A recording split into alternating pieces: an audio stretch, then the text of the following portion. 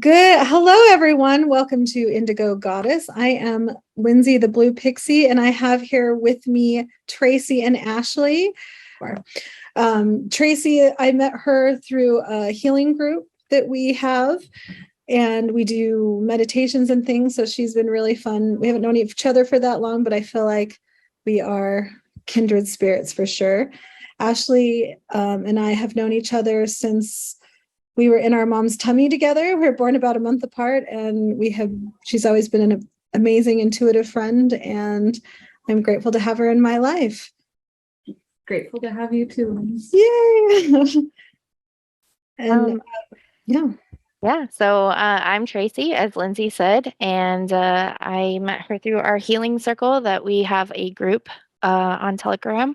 It's a lot of fun. We learn a lot there, and I got the privilege to meet Ashley like 20 minutes ago, and I can already tell she's got great energy. Yay. I kind of want to go over just a little bit. Like, I feel like this podcast to me is all encompassing. Like, we want to bring out and help people find their inner magic and their goddesses, and to really thrive with their gifts. And anyone who wants to share any gifts or insights they have, please let us know. We'd love to have you a guest on our show. Today, we want to talk about energy and all encompassing and what that means for like just energy in general. And this topic has so many outer topics. Ashley, do you have anything you want to say on the subject? I'm really interested to hear how everyone else views energy, because I feel like it's such a buzzword sometimes, which is kind of buzzy.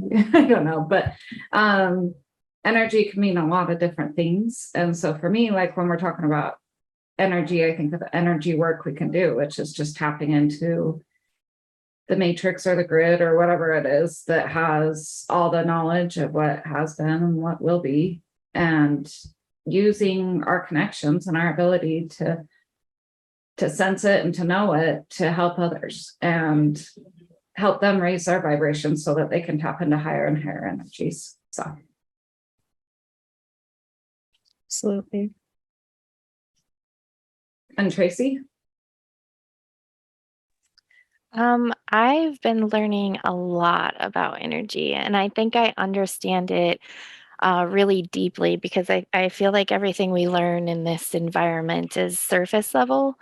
And then if you decide to dig deeper, then that's when you really learn something. And energy is really just very magnetic and powerful. And I really love it. So it's, I don't know the science behind it. I just know what I observe. And that's what I love. Absolutely. I'm inspired to share my story of understanding the basics of energy, that it was my light bulb moment, and it was a literal light bulb moment. So I went to aesthetic school years ago. I was very religious. I didn't know I was an empath yet, but it would have helped in all of my struggles at school. But we stood in a circle. We were learning about energy, and they said everything is energy, everything is vibration, and we put out that energy. So we all stood in a circle, held hands, and then she held a light bulb. And then as soon as the person touched her and we were all connected, the light bulb went on. And I was like, what? Like, how does that even happen? And of course, like, I just didn't realize we are all conducted with electricity. And when you think about flow and everything around us is energy, energy can neither be destroyed nor created, but it can be changed. So I like to think of it as what you put out, you're putting out into the world. If you're putting negativity, it's just this negative energy going in until someone else transmutes it into something else.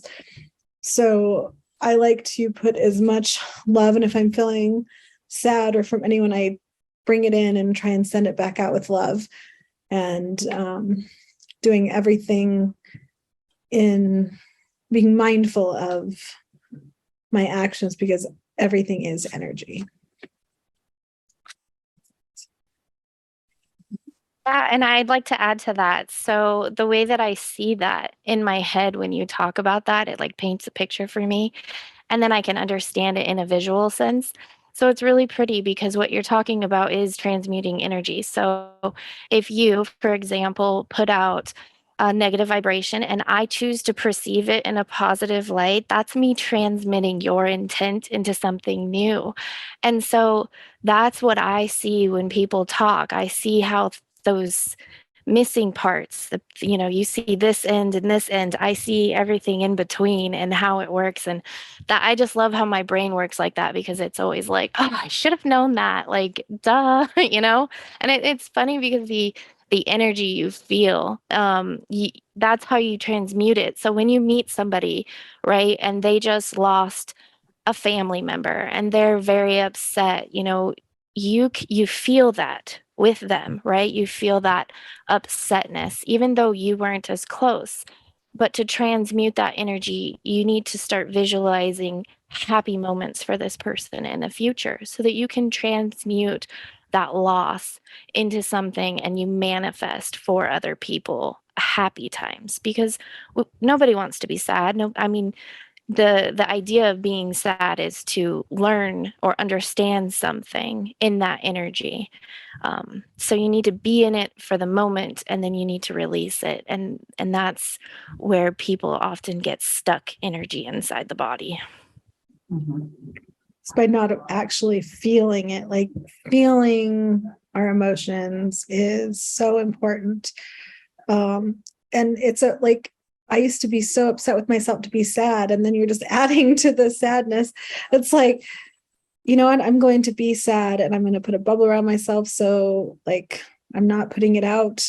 I'm just going to be sad, let it go, and be sad in my moment. And then I feel better after I've let go of the sadness, because without feeling our emotions, they do get stuck.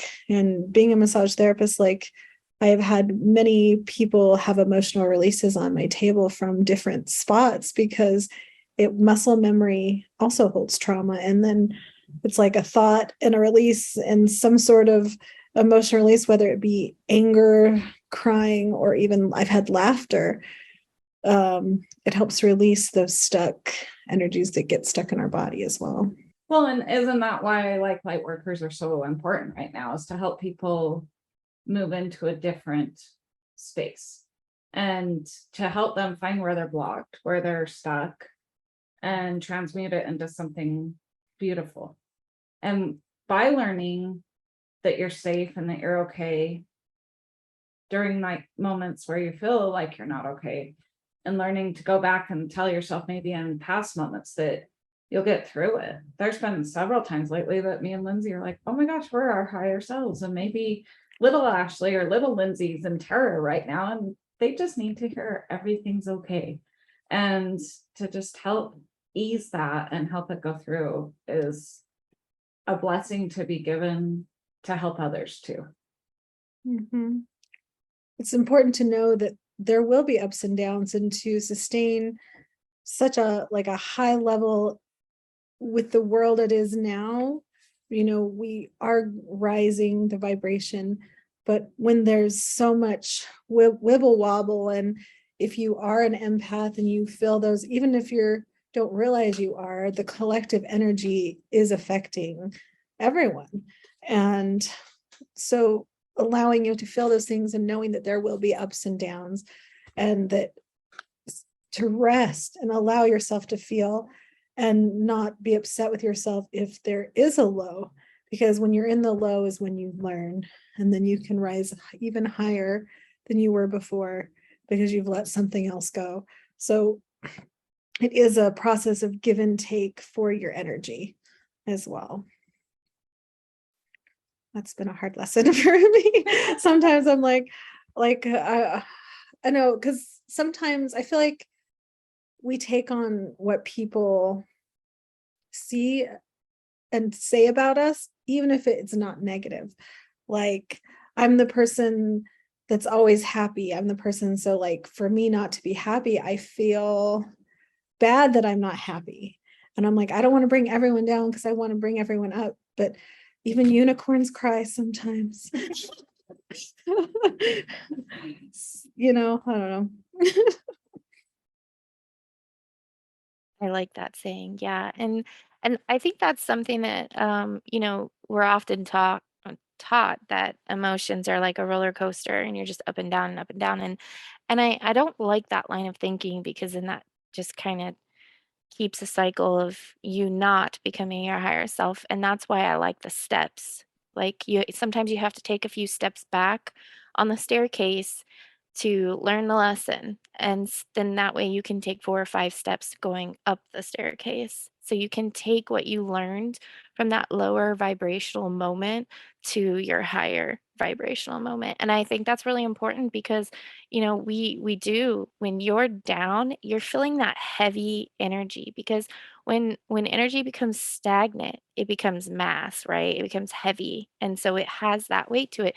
And your body will feel that. So like, if you feel it on the weight of the world on your shoulders, well, who's not supporting you? Where can you find help? Who can come and relieve some of that weight? Do you actually need somebody else to relieve that weight, or are you being a victim and making yourself feel that way so that your body feels that weight and tension on your shoulders? Because you're capable. We all are. We're very, very capable. And that's when you get into switching between your masculine and your feminine energy. And it's really beautiful when you can separate those two energies and then learn your two energies within, and then they can come back together within. That's a really beautiful process. Like, understanding them both separately and bringing back them in a balanced way is wonderful. I love what you said about the steps. Like, that's how I feel like I've been thinking about this a lot, about our progress, and like thinking about ourselves 5 years ago. Like, our lows are different than 5 years ago. And those steps, like, we have different understandings. So the lows usually aren't as low as they would have been or dire. It's just feeling your feelings. And then, you make progress. And as you go along, your lows are going to be easier to let go of and maybe not last as long, because you'll start to understand and learn quicker. And then it slowly, your low vibration is a high vibration. And I think it's interesting because I just thought about this the other day, that you can see this in our society, right? Before um, the news, right? We're just going to talk about the mainstream media for just a minute, because I'm not for it. But they they these events, right? Like, whatever the event is, it was Johnny Depp, and then after that, it was something else. You can see the span between the events are getting shorter and shorter and shorter. And I think that's because the collective isn't buying into it anymore. They're Mhm. like, no, this is not important to me. What's important to me is my environment, my community, my life, my house. Like, that's what's important. And we've gotten to this really expansive mindset that, what's happening on the other side of the world, it should affect me. It has to affect me, right? But you see a flower growing in a field all by itself, it chose to be there. It chose life. It chose to grow in that spot because it needed to learn that lesson of growing in a field by itself, right? And so I think that's really beautiful, because that's what the soul's here, right? You pick, like, I believe that. I believe in reincarnation, and I believe that you choose your life lessons, and your soul, you have to let it guide you, and that's the choice. But in this reality that we're living in, we're being manipulated to live a certain way. And that's what people are realizing and waking up to, that they're being forced to love things that do they really need to care about? Like, do I need to care that you have a Louis Vuitton purse? Like, that doesn't affect my life at all. I'm not even using it. Like, Oh, so, and that's what the school system taught us to do. Like, if they have a fancy watch, if they have a fancy car, that means that they think that they're fancy. Why did I even put that judgment right. before, right? And so it's amazing. They think they're fancy. It's so funny. When I was like 20, I was in my late 20s and I was driving, and all of a sudden I left my body and I floated up above the city, and I lived in Salt Lake City, and it was rush hour traffic, and there it was like I saw everyone for just a moment, and their cars, and leaving work and driving home, doing something with their kids, like taking them here or there, and everyone was so busy and so upset and just, oh, I gotta get this done, I gotta get here. And it was like this moment of just clarity that our society was broken and sick, and that I was participating in it. And ever since then, I feel disconnected from all of that. And it was such a moment of just clarity. And even still, like, even though like I haven't technically worked in a few years, my husband hasn't worked in a few years, like you still have, we call them 3D problems. You still need money, you still need to pay the mortgage, you still need to buy groceries. And I don't think everyone can just go anarchist. You know what I mean? There has to be, but I really firmly believe that as local areas and communities is how we're going to solve our problems. And in that local area, I think there are peacocks who like to preen in front of everyone and be like, look at me, you know what I mean? But like, if it's a smaller space, then I feel like you can still have all these different people and archetypes, whatever it is, living there, and that you can work together to make something beautiful and wonderful. And I think that's where we're heading. And even though it can be a little scary if you aren't already disconnected, like looking around at what's coming can bring even me fear. But like, I just think this idea has been here now for a few decades, like really strongly. It's always been here, but I think right now, like part of the forefront, like those of us who've been aware for longer, is to help ease that so it's not so startling to people. And like finding people who can hear the message and show them that it's not so scary, and it's actually quite nice to not be part of the system and to not buy into what is important and where you're supposed to be and how you're supposed to do things and stuff like that, and that you can just create who you are. So I like, even though they probably implemented COVID for bad reasons, I feel like it ignited the world, and people are just saying no more. I won't do it. So Silver linings. silver linings. Yeah, absolutely.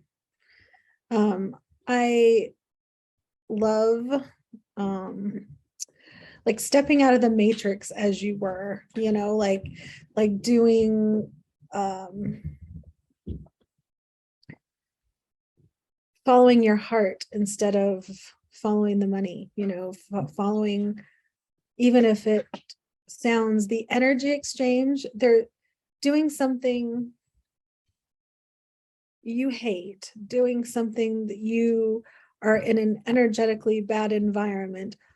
Those are the costs, and those are way bigger costs than any energy of money could come in. The energetic, your time is what you are paying to do to receive the fiat money. Your energy is, you're giving that to receive this other thing. And realizing that our energy exchange, and when we go in flow, then people won't be so easy to give everything for so little.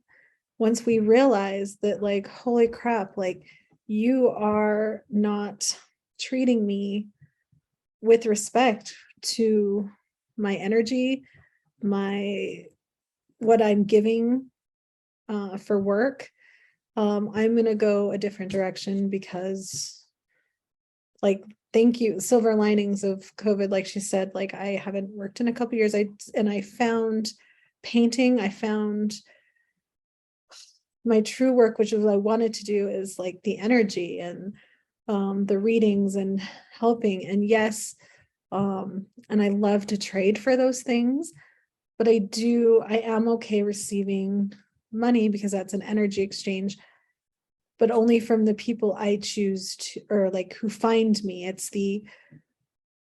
I'm not going to give my energy to someone who isn't respecting me or my time, or doesn't, the energy exchange won't be equal, you know? Yeah, but I think that's important because right now we're in a transition, right? We're kind of in this void of this world where a lot of us, we don't really want money anymore. We want that barter, that trade system, which I think is, beautiful because now, when you allow trade, you're allowing two people to decide what is worth what they're trading versus, a dollar bill that we have no control over. Obviously, our government, through inflation and the housing market and the stock market, they're controlling all of that, right? Why are they controlling the paper that they created based off of energy? Because that's where money came from, right? Like the idea of money is just an extension of our natural energy exchange. And so I think the more people realize that money only exists because we choose it to exist as a collective. We choose every day to keep using it. And that means that, it's going to exist for a little while, but it's kind of like how they fade out an old technology or bring in a new technology. Not everybody is ready for it. Not everybody's ready to let go. So, that is where we are. If we as a collective choose to move that way. So, I think that's really important for people to see how an idea can manifest into reality because you need the collective to choose it. And right. And that's your community. So if your community is the whole United States, then the collective is the whole United States. And the more we get the collective to choose balance instead of left and right, Republican and Democrat, whatever. When you choose balance, then we all are like aligned in balance, right? And we all realize that it doesn't matter what you label yourself as. It really matters is your energy exchange, the energy that you put into the world. That's what I want to get to know is your energy. Not this. This is just it's just, it's not your energy. Like so This is genetics and a body. well, it's two energies coming together, right? Because in this reality, you need an egg and a sperm, and that creates the zinc flash, and it's everything from your mother's experience and everything from your father's experience, and now you are a whole new experience of all that trauma, all that energy, like you're a new All of it. blueprint. Yeah, Yeah. all of it. So. Well, and I think what's important too is like as a collective that we decide what we do next, not allow whatever's been controlling this world to decide for us. And I think that's why it's so important that we talk about these hard subjects to some degree so that we can say, well, this wouldn't work for me to have, say, a digital currency that I only get paid if I'm doing what they want me to. That doesn't work for me. You know what I mean? And going away from cash has a lot of drawbacks. But like, so if it's an energy exchange that we determine the worth with other people, not an arbitrary worth set in stone by someone else. And I think that's going to be the biggest dichotomy coming up soon is who puts in what system to replace what we have now. And I think it's really important that we not let ourselves get deceived by like what sounds nice, but what might not be so nice. Does that make sense? Like that we get to control, that we get to say, hey, my energy work is worth like going out to eat this night. You know what I mean? But my energy work is what I set it as, not what someone else tells me I have to set it as. I don't know.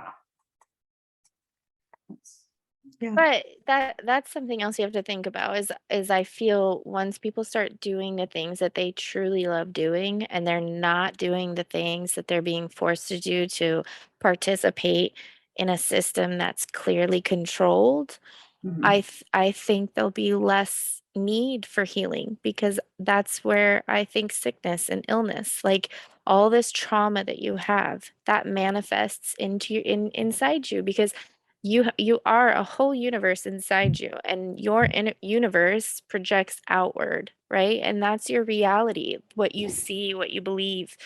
And so, if you feel like you have a lot of weight on your shoulders because it's just you, then, if you're dwelling on that, then you're manifesting those in your outer world to keep coming to you to show you how strong you really are. Like you can handle all this weight. You can, right? And so, but depending on how your brain, because your brain is just a receiver, it's not it's the dial, right? And the way that you change the dial in your brain is the way that you choose to perceive something. So if you choose, you really don't want to go to this event and you just decide, you know what?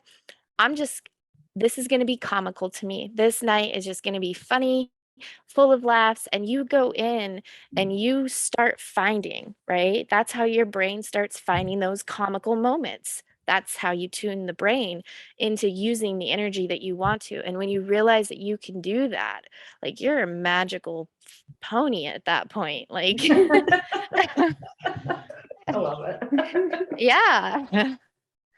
And this is me. I realize that I am the way that I am because I like to make people laugh. And I don't care. We got 1:11 on the clock. That's beautiful. Yeah, yeah.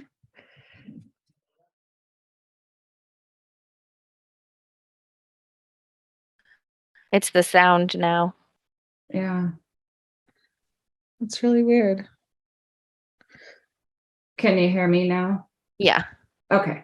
So when I was young, I saw things, I dreamt things, I knew things, and it was really uncomfortable. And I remember thinking of it as a radio, like you already mentioned, like turning the signal. And it hasn't been until really recently when I've been studying like Tesla and the secrets of the universe and 369 and vibration and sound and all that stuff that I really started to think like, if I can just tune my radio, as a good example, to a certain station, then it should be easy to tap into what I need at the moment. And that's how I kind of see energy is like, we all are exchanging energy by being in the same vicinity or on a call or a text. That's energy.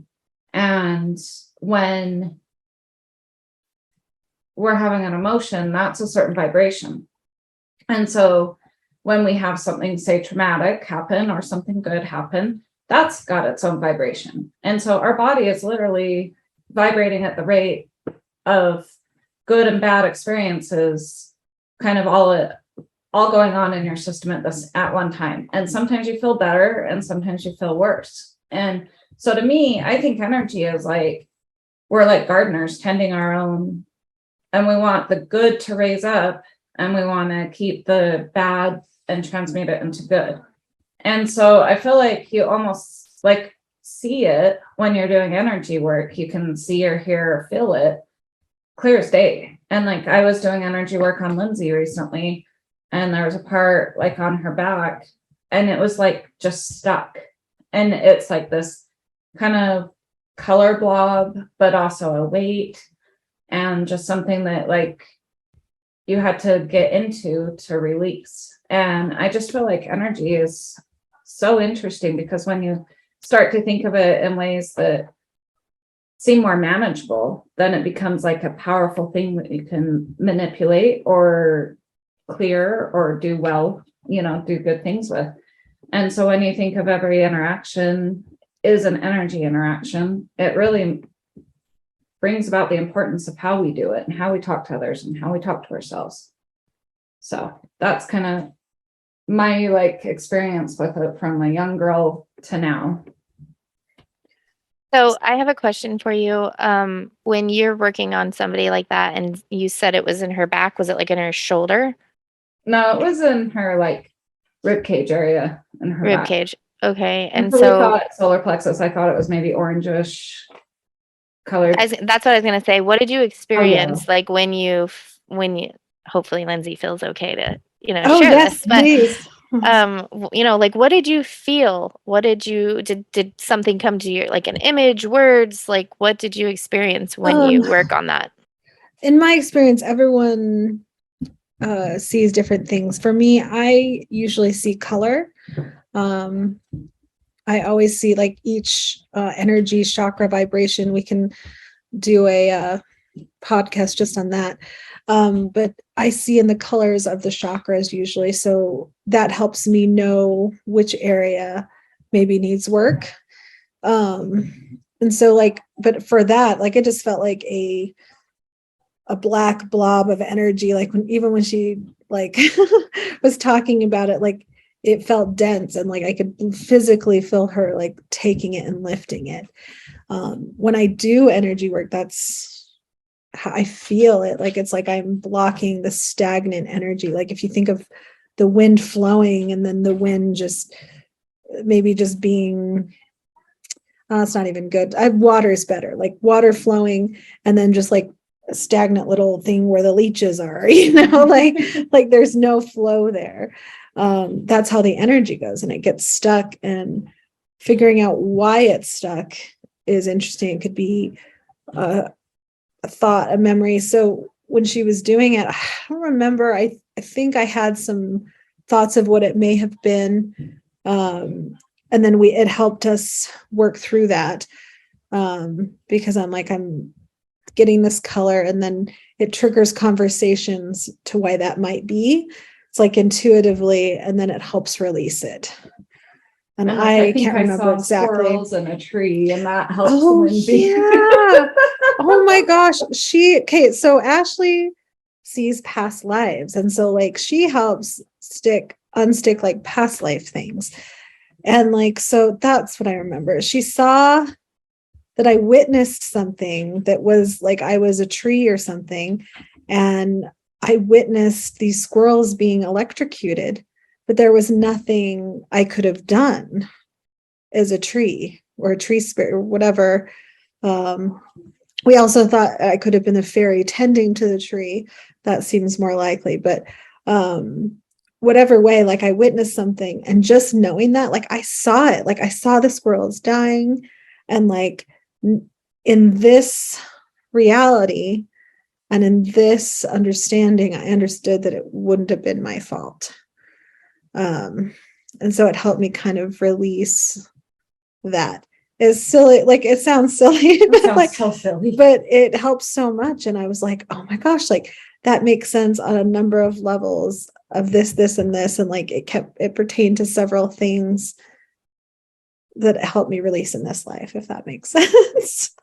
Yes, I think that's really beautiful. I call those like stepping stones because they're key moments in your past that you're using what you know now to see how this story is a little bit different with a different perspective. Yeah. So, and when you can see what was done to you in a different perspective, that's, I believe, is being able to view into different timelines of the past and being able to heal those timelines of your past.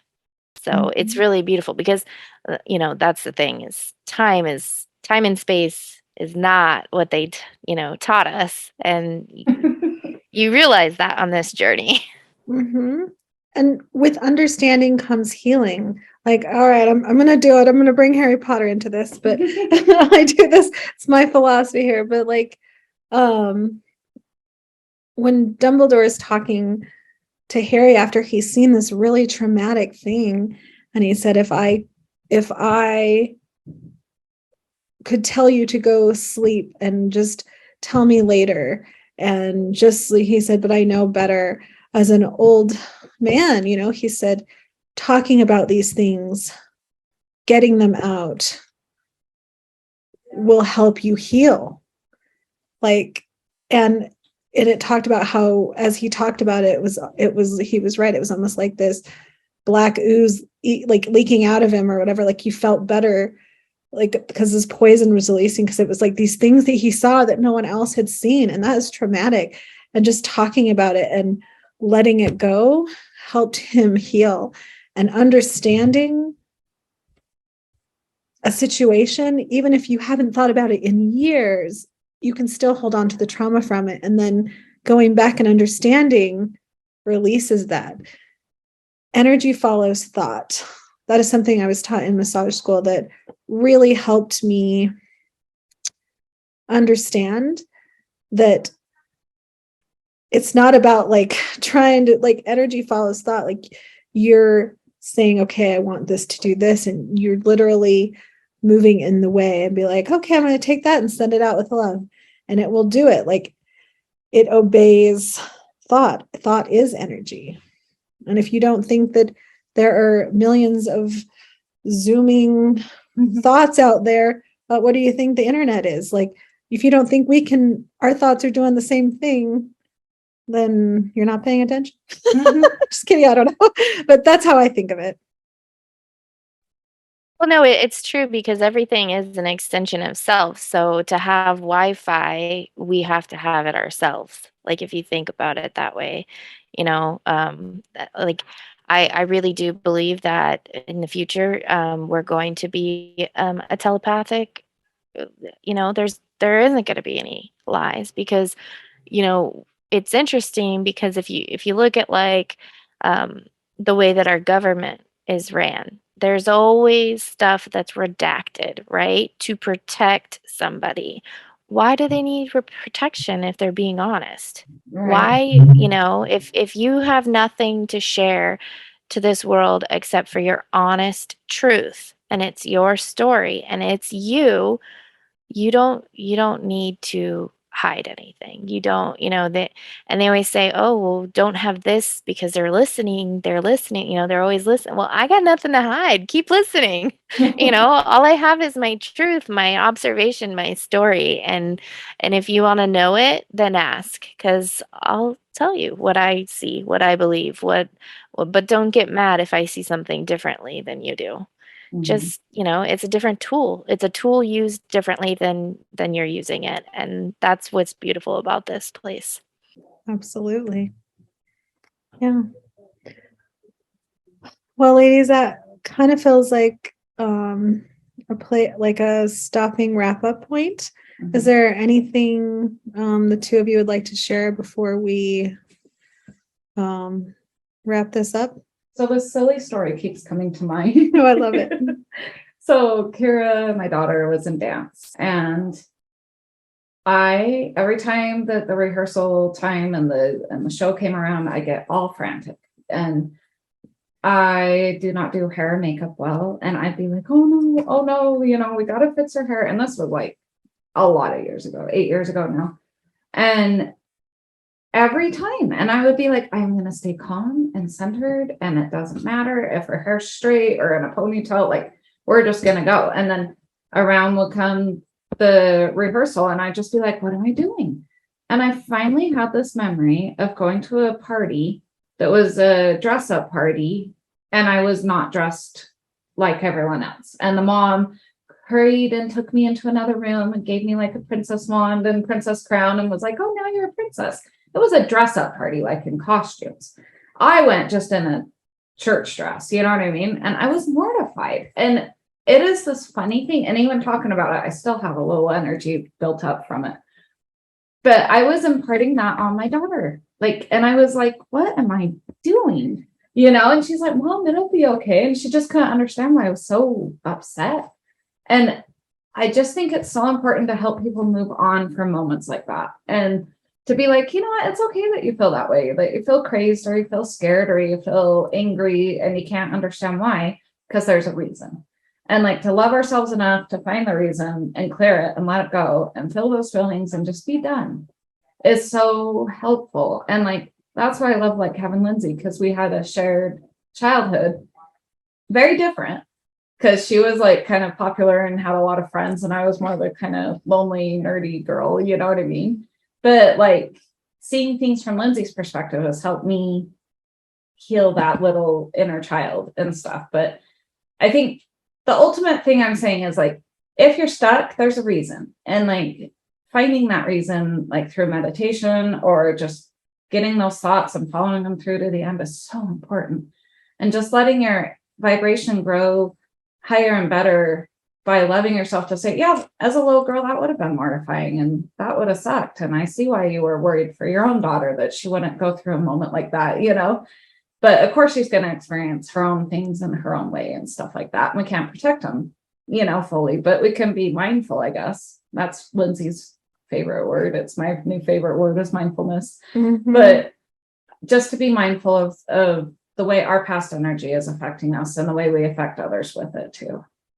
So that was a lot of babbling. And if you guys can cut it, that's okay. No, I love it. Like, I also find it interesting. Like, I have learned a lot from your perspective too, because it's interesting having like we have a lot of similar events in our lives, and seeing different perspectives of those events is really interesting.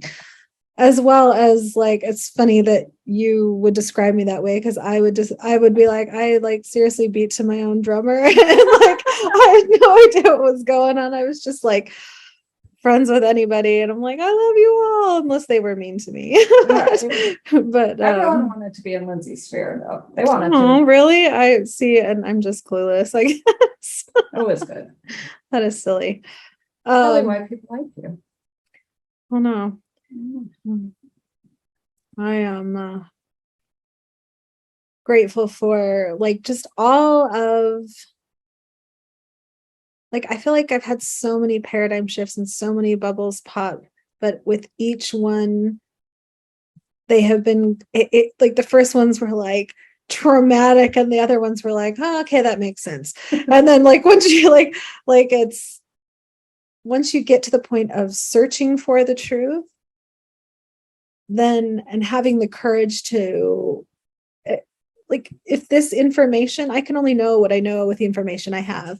And if this information changes, allowing myself to change with it is how we evolve. Yeah. Because just because someone told us our reality is this way does not mean it's that way. And we have to start looking within and seeing it from our perspective and trusting ourselves and actually getting to know what we truly believe, not what someone told us to believe. And unlearning our first language, which is how we grew up, and all the behaviors that were around us that we learned from, and start being mindful of our behaviors and the energy we put out, so that we can all be healthy. Because it starts with us and going within, for sure. For sure. All right, ladies. Well, I love you both so much. I love you too. Thanks, Tracy. Bye. Bye. It was nice meeting you. Nice meeting you. Thank you. Yay.